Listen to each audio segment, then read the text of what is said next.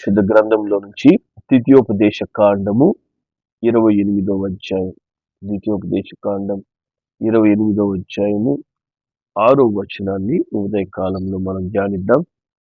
28:6. నీవు లోపలికి వచ్చినప్పుడు దీవింపబడుదువు, వెలుపలికి వెళ్ళినప్పుడు దీవింపబడుదువు. దేవుని నామానికి మహిమ కలుగును గాక. దేవుడు మనకు చక్కని వాగ్దానములతో ఈ పరిశుద్ధ గ్రంథాన్ని నింపి ఉన్నాడు. దేవుడిచ్చిన అనేక శ్రేష్టమైన వాగ్దానములన్నీ కూడా మన జీవితానికి ఆశీర్వాదకరంగా ఉండడానికి ప్రభువు ఉంచి ఉన్నాడు.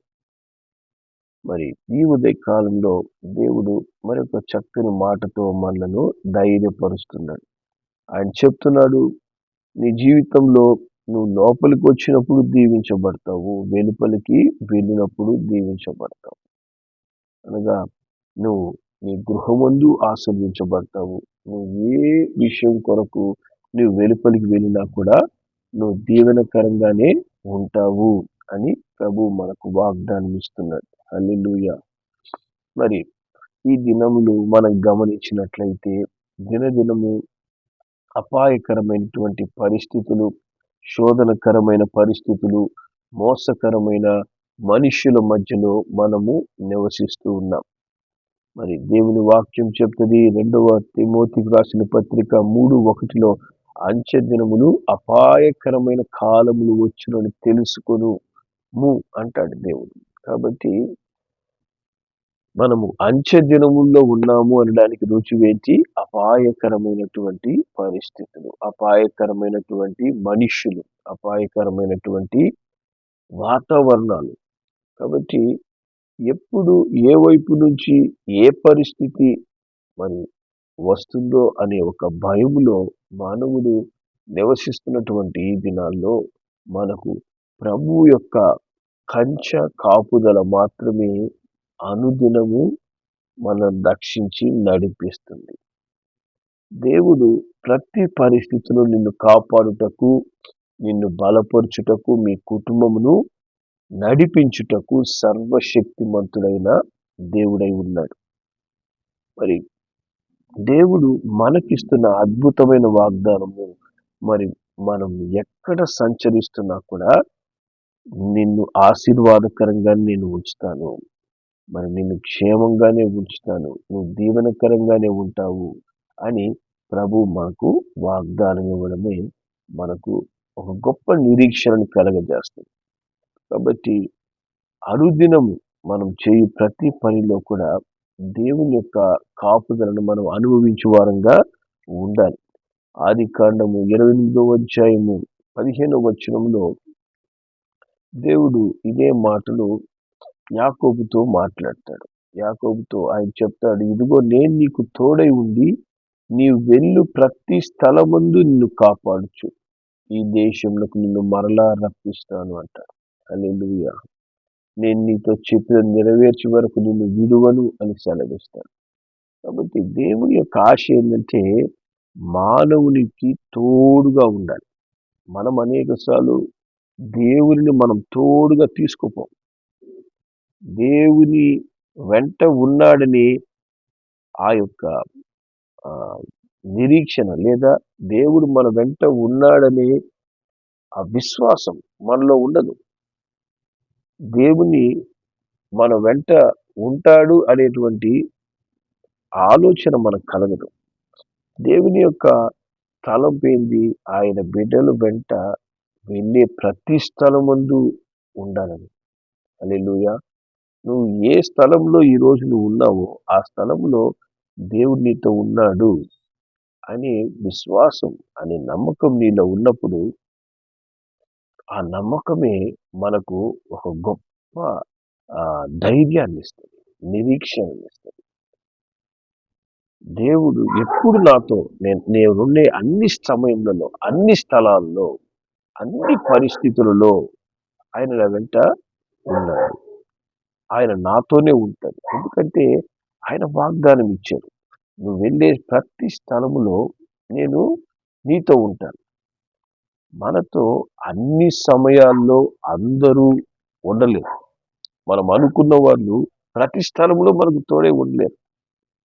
కానీ అన్ని స్థలాలలో నీతో ఉండగలిగిన వాడు, ఒకేసారి ఆయనందు విశ్వాసం ఉంచు ప్రతి ఒక్కరితో ఉండగలిగిన వాడు ప్రభువైన యేసుక్రీస్తు. హల్లెలూయా. అందుకే దావీదు భక్తుడు అంటాడు 139 కీర్తనలో, 139 కీర్తన 7, 8 మరి వచనాలు, 9, 10 వచనాలు చదివితే, నీ ఆత్మ యొద్ద నుండి నేను ఎక్కడికి పోవుదును, నీ సన్నిధి నుండి నేను ఎక్కడికి పారిపోవుదును. నేను ఆకాశముకి ఎక్కినా నువ్వు అక్కడ ఉన్నావు, నేను పాతాళమందు పండుకున్నా నీవు అక్కడ ఉన్నావు. నేను వేకువ రెక్కలు కట్టుకుని సముద్ర దిగంతములలో నివసించినను అక్కడను నీ చెయ్యి నన్ను నడిపించును, నీ కుడి చెయ్యి నన్ను పట్టుకొనును. హల్లెలూయా. కాబట్టి దేవుని చెయ్యి ఎక్కడుంటది? నువ్వు ఆకాశంలో ప్రయాణం చేస్తుంటే ఉంటది, పాతాళంలో పడుకొని ఉన్నా నీతో ఉంటది, సముద్ర దిగంతములలో నువ్వు సంచరిస్తున్నా, మరి నువ్వు ఎక్కడ ప్రయాణిస్తున్నా దేవుడు తన సన్నిధిని నీకు తోడుగా ఉంచుతాడు. హల్లెలూయా. నువ్వు ఎక్కడున్నా ఆయన చెయ్యి నిన్ను పట్టుకోగలదంట. ఆయన చెయ్యి కురచైన చెయ్యి కాదు, విశాలమైన చెయ్యి. ఆయన తన చేతితో నిన్ను పట్టుకొని ప్రతి స్థలములో నిన్ను నడిపించే గొప్ప దేవుడు. హల్లెలూయా. దేవుడు మన వెంట ఉండి మనల్ని నడిపించాలని ఎప్పుడు మనము ఆశ కలిగి ఉన్నప్పుడే ప్రభు ఆ విధంగా నీ వెంట నడవగలడు, నీతో ఉండగలడు. దేవుని ఆశ ఏంటి? ఆయనను కోరుకుని వారి వెంట దేవుడు ఉంటాడంట. దేవా నువ్వు నాతో ఉండాలి అని ఎప్పుడైతే మనం ఆశపడతామో అప్పుడే దేవుడు మనతో ఉంటాడు. చూడండి,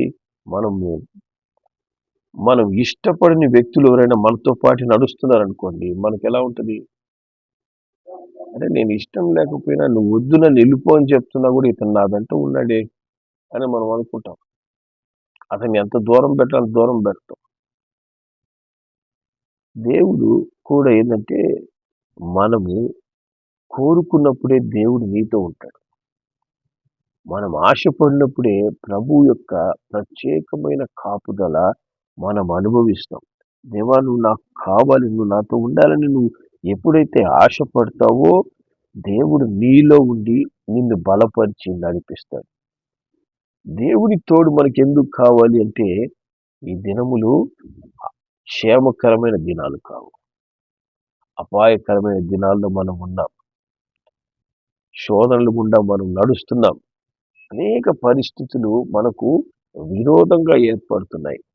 మరి వాతావరణంలో వచ్చే మార్పులైతేనేమి, జరుగుతున్న ప్రమాదాలైతేనేమి, మనం నమ్ముకున్నటువంటి మనుషులే మనల్ని మోసం చేసే పరిస్థితులైతేనేమి, వెంట ఉండి మరి నీ వెంట ఉన్నానని చెప్తూనే మనకు వెన్నుపోటు పొడిచే పరిస్థితులైతేనేమి, ఎన్నో పరిస్థితులు అసలు మన ఊహ కందనంత మోసాలు ఈ యొక్క ప్రపంచంలో జరుగుతున్నాయి.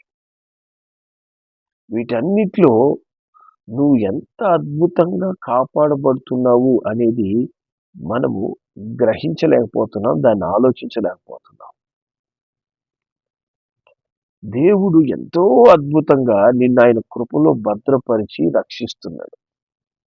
ప్రతి దినం, ప్రతి క్షణం నువ్వు కోరుకొనకపోయినా కూడా దేవుడు నీ వెంట ఉంటున్నాడు. ఆయన కాపుదల నీకు, నీ కుటుంబానికి ఇవ్వబడుతుంది కాబట్టి ఆ క్షేమాన్ని మనం అనుభవిస్తున్నాం. నిన్ను, నీ కుటుంబాన్ని మరి లోపలికి వచ్చినప్పుడు, బయటికి వెళ్ళినప్పుడు దీవిస్తున్నాడు కాబట్టి అట్టి కాపుదలలో మనము ఉండగలుగుతున్నాం. హల్లెలూయా. కనుకనే ఆయన బిడ్డలంగా మనం ప్రతి పరిస్థితిలో దేవుని కోరుకోవాలి, దేవుని యొక్క కాపుదలను కోరుకోవాలి, దేవుని యొక్క రక్షణను కోరుకోవాలి. దేవుడు చెప్తాడు మరి 34 కీర్తన 7వ వచనంలో, తన యందు భయభక్తులు గల వారి చుట్టూ ఆయన దూత కావలి నుండి వారిని రక్షించును అంటారు. హల్లెలూయా.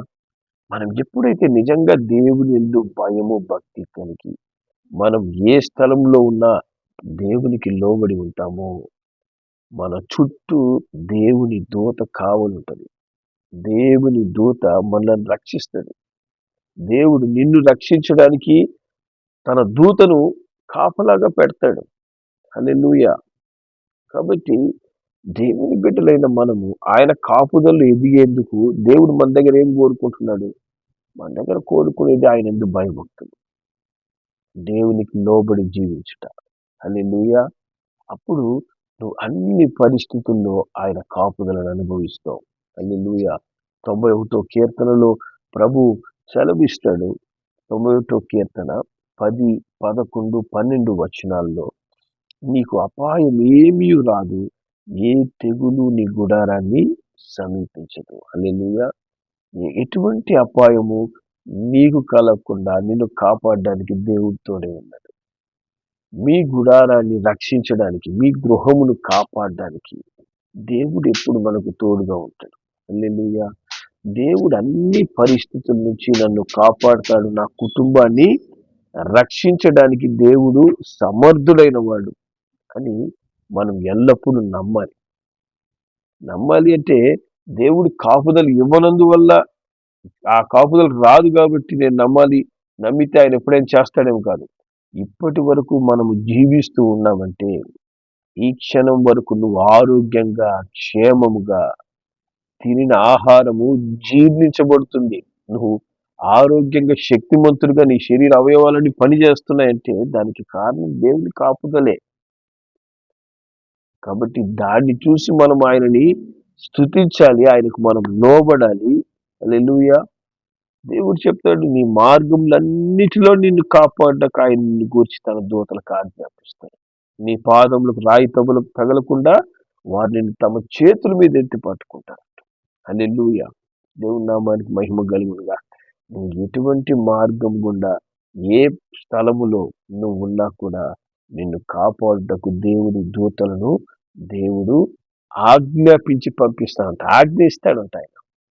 నా బిడ్డ అక్కడ ఉంది, నా బిడ్డలు ఈ కుటుంబం ఇక్కడ ఉంది కాబట్టి మీరు వెళ్ళండి, వెళ్ళి కాపాడండి, తోడుగా ఉండండి, వారి పాదములకు రాయి తగలకుండా ఎత్తి కాపాడండి అంటూ దేవుడు తన దూతలకు ఆజ్ఞ ఇచ్చి పంపిస్తాడు. హల్లెలూయా. వీలైతే దేవుని దూతలు వస్తారు, వీలైతే సహాయం చేస్తారు కాదు, దేవుడు ఆజ్ఞ ఇస్తాడంట ఆయన బిడ్డల్ని కాపాడాలి. హల్లెలూయా. సో అంత అద్భుతమైన కాపుదలనిచ్చి నిన్ను ఆశీర్వదించే దేవుడు ప్రభువైన యేసుక్రీస్తు. హల్లెలూయా. ఆయన తన దూతలు పంపడమే కాదు, తనే మనకు తోడై ఉంటాడు. ఆయనే మనకు తోడై ఉంటాడు. కానీ కొన్నిసార్లు మనము ఆయన తోడును ఎందుకు కోల్పోతుంటాం? ఎందుకు ఆయన మనం ఒంటరిగా ఉన్న విధంగా మనము ఫీల్ అవుతుంటాం? అన్నీ మనకు దూరం అయిపోయినట్టు, ఏకాంతంగా మనం అయిపోయినట్టు ఎందుకుంటామంటే చూడండి, నిర్గమాకాండము 33వ అధ్యాయము 3వ వచనంలో దేవుడు అంటున్నాడు ఇక్కడ ఇశ్రాయేలీయులతో, మీరు లోబడనొల్లని ప్రజలు కనుక నేను మీతో కూడా రాను అంటాడు. మనం అనేక సార్లు దేవునికి లోబడకనే దేవుని కాపుదలను కోల్పోతాం, దేవుని మాట వినం. లోబడనొల్లని ప్రజలు కనుక మీతో కూడా రానంటున్నాడు దేవుడు. కాబట్టి నీకు తోడై ఉంటాను, మీ కుటుంబానికి తోడై ఉంటాను, మిమ్మల్ని కాచి కాపాడుతాను, నువ్వు వెళ్ళినప్పుడు వచ్చినప్పుడు నేను దీవిస్తానంటూ ఎంతో ప్రేమ కలిగిన దేవుడు మనకు తోడుగా ఉండాలని ఆయన ఆశిస్తున్నప్పుడు మనం అనేక సార్లు ఆ కాపుదలను దేవునికి లోబడక కోల్పోతాం. దేవునికి లోబడినందువల్ల ఆ క్షేమం మనల్ని విడిచిపోతుంది. ఇక్కడ కూడా మరి ఇశ్రాయేలు దేవునికి లోబడలేదంట. దేవునికి లోబడినందువల్ల దేవునికి ఏమైపోయింది? ఆఖరికి ఇంక నేను రాలేను, మీ వెంట నేను ఉండలేను, మీరు లోబడినోళ్ళని ప్రజలు అని దేవుడు అంటున్నాడు. కానీ వారితో కూడా ఉన్నటువంటి వ్యక్తి ఎవరు? మోషే గొప్ప నాయకుడు. ఆయన దేవునితో ముఖాముఖిగా మాట్లాడేవాడు. ఆయన ఏం చేస్తున్నాడు? ఆయన అద్భుతంగా ఒక ప్రార్థన చేస్తాడు. 33 వచనంలో మోషే, నీ సన్నిధి రాని ఎడల ఇక్కడి నుంచి మమ్మను తోడుకొని పోవద్దు అంటున్నాడు. అయ్యా, నువ్వు మాతో రాకపోతే ఇంక మమ్మల్ని ఇక్కడి నుంచి పంపించద్దు. కావాలంటే ఇక్కడే మేము నశించిపోతాం. కానీ నువ్వు మా వెంట రాకపోతే మేము ఇక్కడి నుంచి బయలుదేరమయ్యా. నైనా మీరు మమ్మల్ని విడిచిపెట్టకూడదు, మీరు మాతో రావాలి, మా వెంట ఉండాలి అని మోషే కన్నీటితో అక్కడ ప్రార్థన చేస్తున్నాడంట. హల్లెలూయా.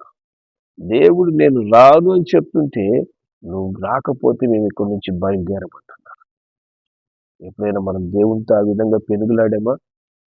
దేవా, నువ్వు నాతో రాకపోతే నేను వెళ్ళనయ్యా, నువ్వు నా వెంట ఉండాలి, నా చేయి పట్టుకోవాలి, నన్ను నడిపించాలి, మా కుటుంబాన్ని నడిపించాలి, నువ్వు మా వెంట రాకపోతే మేము ఏ పని చేయం, దేవుడు మా వెంట ఉండాల్సిందే అంటూ ఎప్పుడైనా దేవునితో పెనుగులాడామా? మనం దేవుని వెంట తీసుకోబోతున్నామా?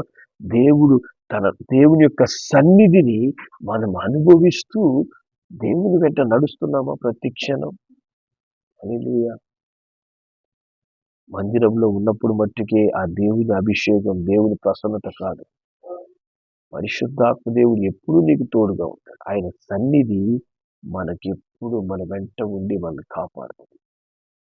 అందుకే మోషే అంటున్నాడు, నీ సన్నిధి మా వెంట లేకపోతే మేము ఇక్కడి నుంచి బయలుదేరం.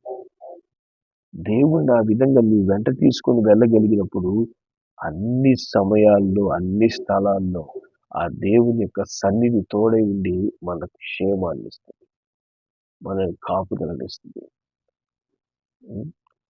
మోషే ఎప్పుడైతే ఇట్టి ప్రార్థన చేస్తున్నాడో దేవుడికి అది సంతోషంగా మారి, అరే నేను రానంటే రాకపోతే పర్వాలేదే, మా పాటికి మేము వెళ్తామని చెప్పేసి వీడు వెళ్ళడం లేదే.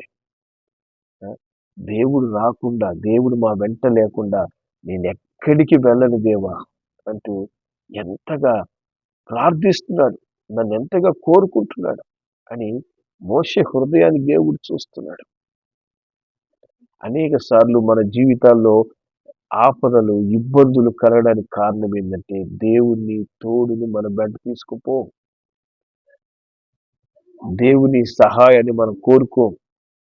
మన అవసరతలో ఉన్నప్పుడు బట్టికే దేవుని జ్ఞాపకం చేసుకుంటుంటాం. దేవుని తోడు లేకుండా నేను ఇక్కడి నుంచి వెళ్ళను అంటున్నాను మోషే చెప్పినట్లు మనం కూడా ప్రార్థించాలి. అనుదినం, అనుక్షణం, దేవా నేను బయలుదేరుతాను, నా వెంట నువ్వు రానయ్యా, నీ సన్నిధి నన్ను ఆవరించాలి, ఆ దేవుని అభిషేకంతో నేను నింపబడి నేను ఇంటి నుంచి బయటికి వెళ్ళాలి, ఆ దేవుని అభిషేకంతో నింపబడుతూ ఇంట్లోకి నేను రావాలి. హల్లెలూయా. నీ సన్నిధి ఎప్పుడు నా మీద ఉండాలయ్యా.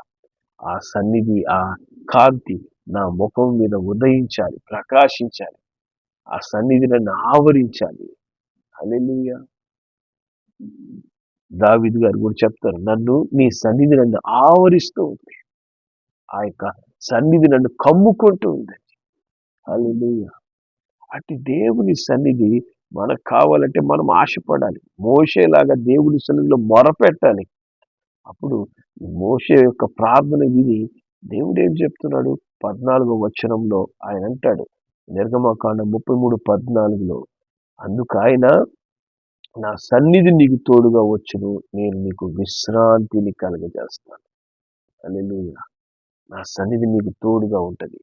నువ్వు ప్రార్థిస్తున్నావు కాబట్టి, నువ్వు వేడుకుంటున్నావు కాబట్టి, నువ్వు నన్ను కోరుకున్నావు కాబట్టి నా సన్నిధి ఎప్పుడు నీకు తోడుగానే ఉంటది. నా సన్నిధి తోడుగా ఉంటే ఏముంటది? కలవరాలే ఉండవు, సమస్యలు ఉండవు, శోధనలు ఉండవు, సాతాను పోరాటాలు ఏముండవు. అన్ని వైపుల విశ్రాంతి. దేవుని బిడ్డల కొరకే విశ్రాంతిని దేవుడు ఏర్పాటు చేశాడు. అన్ని పరిస్థితుల్లో దేవుడు నీకు అద్భుతమైన విశ్రాంతిని కలుగజేయగలడు. నువ్వు ఎప్పుడు కూడా ఎంతో సమాధానంతో, ఎంతో నెమ్మదితో నీ ప్రతి పనిని చేయగలవు. ఎందుకంటే నువ్వు వెళ్ళినప్పుడు నేను నిన్ను దీవిస్తాను, వచ్చినప్పుడు నేను నిన్ను దీవిస్తాను. ఎలాగా? నా సన్నిధి నీకు తోడుగా వచ్చి. నేనే నీ వెంట ఉంటాను, నేనే నీతో కూడా వస్తాను. హల్లెలూయా. కానీ ఎవరితో దేవుడు రాడంట? లోబడకపోతే, దేవుని ప్రేమించకపోతే, దేవుని కోరుకొనకపోతే దేవుడు వారితో ఉండడానికి ఇష్టపడ్డు. అట్టి సమయాల్లో మనం ఏం చేస్తే ఏమవుతుంది? మనం శోధించబడతాం, మనం సమస్యల్లో ఇబ్బంది పొందుతాం, కష్టపడతాం, శ్రమ పొందుతాం. కానీ దేవుడు మనతో ఉంటే ఏముంటుందంట? విశ్రాంతి ఉంటుంది. హల్లెలూయా. మనం విశ్రాంతిగా ఉంటాం, రిలాక్స్గా ఉంటాం. ఎంత పెద్ద శోధనలు వస్తున్నా, ఎంత పెద్ద సమస్యలు వచ్చినా దేవుని సన్నిధి మా వెంట ఉంది కాబట్టి దేవుడు అన్ని క్రమపరుస్తాడు, అన్ని సరి చేస్తాడని వారి ముఖముల్లో చెదరనేటువంటి సంతోషం ఉంటుంది. ఎందుకంటే ఆ దేవుని సన్నిధిని 24 గంటలు అనుభవిస్తుంటారు. దేవుణ్ణి ఆశపడి కోరుకుంటుంటారు. దేవా నువ్వు నాతోనే ఉండాలయ్యా, నన్ను నడిపించాలనైనా అంటూ కోరుకుని దేవుణ్ణి మోషే పొందుకున్నట్లు పొందుకుంటారు. హల్లెలూయా. అందుకే దేవుడు అంటాడు, మరి యోహాన్ సువార్త 14వ అధ్యాయం 23వ వచనంలో ఆయన చెప్తాడు, ఒకడు నన్ను ప్రేమించిన యెడల వాడు నా మాట గైకొనును, అప్పుడు నా తండ్రి వాడిని ప్రేమించును, మేము వాని యొద్దకొచ్చి వాని యొద్ద నివాసం చేస్తాం. హల్లెలూయా. దేవుడు చెప్తాడు, ఊరికి అటు వచ్చి ఎప్పుడైనా నిన్ను రక్షించి వెళ్ళిపోవడం కాదు. నువ్వు నిజంగా నన్ను ప్రేమిస్తే నేను నిన్ను విడిచిపెట్టను, నివాసం చేస్తాను. హల్లెలూయా. నేను నీతో కూడానే ఉంటాను. నువ్వు వెళ్ళే అన్ని స్థలముల్లో నేను నీ వెంట ఉంటాను, అన్ని పరిస్థితుల్లో నీ వెంట ఉంటాను, నిన్ను అన్ని సమయాల్లో ఆశీర్వదిస్తాను, మీ కుటుంబాన్ని నేను దీవిస్తానంట. హల్లెలూయా. ఈ దినమున మనము అధికంగా యేసయ్యను ప్రేమిస్తున్నామా? ఆయన సన్నిధిని కోరుకుంటున్నామా? లేదు, అవకాశాన్ని బట్టి, పరిస్థితిని బట్టి యేసయ్యను కొన్ని సమయాల్లో మట్టికే కోరుకొని అనేక సార్లు దేవుని కాపుదలను మనమే దూరం చేసుకుంటున్నామా? హల్లెలూయా. ఆయన ఎప్పుడు నీతో ఉండాలని కోరుకునే దేవుడు. ముఖ్యంగా ఇటువంటి అంచె దినాల్లో అపాయకరమైన, మోసకరమైనటువంటి పరిస్థితుల్లో, మరి మోసకరమైన జనుల మధ్య మనం ఉంటుండగా దేవుని సన్నిధి మనకు మరింత ఎక్కువగా కావాలి. ఆయన సన్నిధి మనతో ఉన్నప్పుడే ఆ అద్భుతమైనటువంటి విశ్రాంతిని మనం అనుభవిస్తాం. అందుకే మన చుట్టూ శత్రువులు ఉన్నా కూడా వారి మధ్యలో మనకు భోజనాన్ని దేవుడు సిద్ధపరుస్తాడంట. మన పక్క 1000 మంది, కుడి పక్క 10,000 మంది కూలిన అపాయం మన ఎదుకు రాదు. హల్లెలూయా. ఎందుకని దేవుడు మనకు తోడై ఉంటాడు కాబట్టి. నువ్వు దేవునితో ఉంటే, దేవుణ్ణి కోరుకుంటే, దేవునికి లోబడితే, దేవుణ్ణి ప్రేమిస్తే దేవుడు ఎప్పుడు నీతోనే ఉంటాడు. నిన్ను, నీ కుటుంబాన్ని కాచి కాపాడుతాడు. దేవుని కోరుకుందాం, ప్రార్థన చేద్దాం. ప్రేమ కలిగిన మా తండ్రి, నీకు వందనాలు, స్తోత్రములు చెల్లిస్తున్నాం నైనా. నువ్వు లోపలికి వచ్చినప్పుడు దీవించబడతావు, వెలుపలికి వెళ్ళినప్పుడు నువ్వు ఆశీర్వాదంగా ఉంటావని సెలవిచ్చిన దేవా, మరి అపాయకరమైన దినాల్లో తండ్రి మేము నివసిస్తున్నాం. క్షేమము లేని దినాల్లో మేము ఉంటున్నాం నాయన. తండ్రి, మంచి మనస్సు లేనటువంటి మనుషుల మధ్యలో మేము నివసిస్తున్నాం తండ్రి. దేవా, ఇటువంటి దినాల్లో దేవుని యొక్క క్షేమం మట్టుకే, లేదా దేవుని యొక్క ప్రేమ మట్టుకే మమ్మల్ని క్షేమంగా కాచి కాపాడగలరు. ఆయన సన్నిధి మట్టుకే మాకు విశ్రాంతిని ఇవ్వగలరు, రక్షణని ఇవ్వగలరు. దేవా, అట్టి జ్ఞానం కలిగి ఎల్లప్పుడూ మిమ్మల్ని కోరుకునే మనసు మాకు దయచేయండి. ఎల్లప్పుడూ యేసయ్యా నువ్వు నాతో ఉందని మోషే ప్రార్థించినట్లు, నీ సన్నిధి మా వెంట రాకపోతే మేము ఇక్కడ నుంచి బయలుదేరమని చెప్పినట్లు, మేము కూడా నైనా ప్రతి క్షణం దేవుని సన్నిధిని కోరుకొని, ప్రతి క్షణం దేవునికి లోబడుతూ, దేవుని మట్టికి అధికంగా ప్రేమించి, ఆయన ఆజ్ఞలు గైకొని వారుగా ఆయనను మా వెంట తీసుకుపోయే అనుభవాన్ని యేసయ్యా మీరు మాకు దయచేయమని మా ప్రభువుని రక్షకుడైన యేసు నామములో ప్రార్థిస్తున్నాం తండ్రి. ఆమేన్.